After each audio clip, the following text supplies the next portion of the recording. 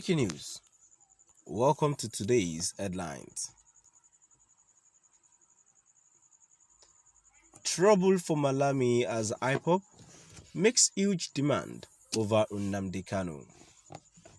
Trouble for Malami as Ipob makes huge demand over Malami. To my dear listeners from wherever you're listening from, please stay tuned as I read today's news.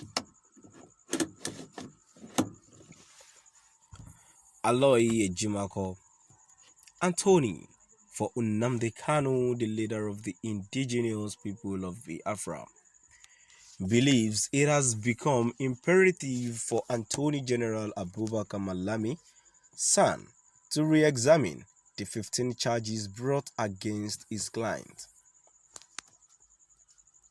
In an open letter to Malami, the lawyer underlined that the AGF's office gave legal opinion advice exonerating DCP Abakari of the money laundering charge that served as the foundation for the U.S. government's request for his extradition. As stated by Ejimako, inasmuch as this legal advice does not sit well with certain segments of Nigerians and even the Americans that seek the extradition of Abakari, it needs to be stated that the rendering of legal opinion or advice conforms with the constitutional powers of the Attorney General of the Federation as preserved under the Constitution of the Federal Republic of Nigeria. This very legal advice, exonerating Abakari, has created a new legal connection between Abakari and Mazi Nnamdi Kanu. The connection lies simply in the fact that if Abakari is deemed entitled to such legal advice, that will surely impact his extradition. Nnamdi Kanu is equally entitled to any legal advice that impacts his prosecution. Such legal counsel, is stated, must incorporate the theory of speciality as it relates to extraditions, adding that an extradited fugitive, whether renditioned or not, is prosecutable solely for the offenses for which he or she was surrendered, extradited, or renditioned.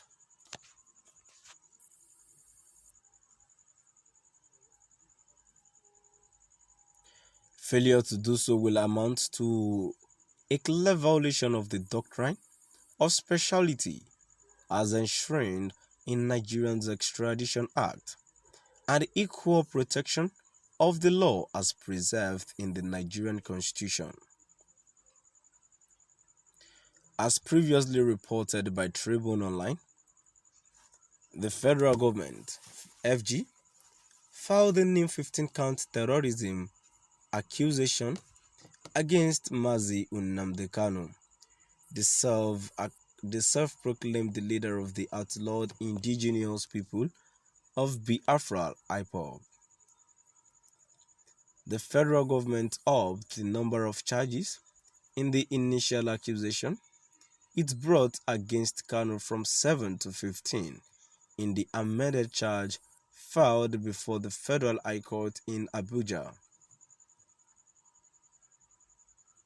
Kanu, who was previously charged with 7 counts bordering on treasonable felony, will now enter a plea to a 15-count amended charge marked FHC ABJCR 383/2015 and signed by Director of Public Prosecution DPP MB Abubakar.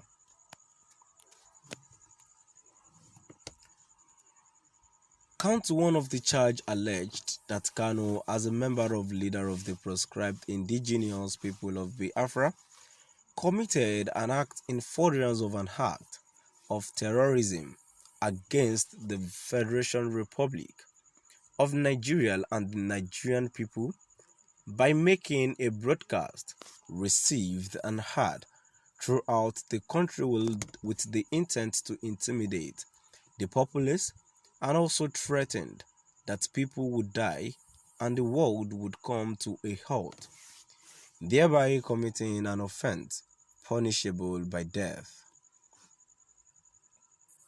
The 15th count of the charge, that you, O Nnamdi Kanu, male, adult of Afara Oko Ibeku, Omaya North Local Government Area of Abia State, on diverse dates between the months of March and April 2015 imported into Nigeria and kept in Obulisi Uzo in Iyala Local Government Area of Anambra State, within the jurisdiction of this honorable court, a radio transmitter known as Tram 50 all concealed in a container of used household items, and you thereby committed an offense contrary to Section 47(2)(a) of Criminal Code Act, Cap C 45 laws of the Federation of Nigeria 2004. As previously stated, the Ipob leader violated the bail conditions imposed by Justice Binta Unyako before whom he was on trial. He was, however, re-arrested and returned to Nigeria to face the remainder of his trial.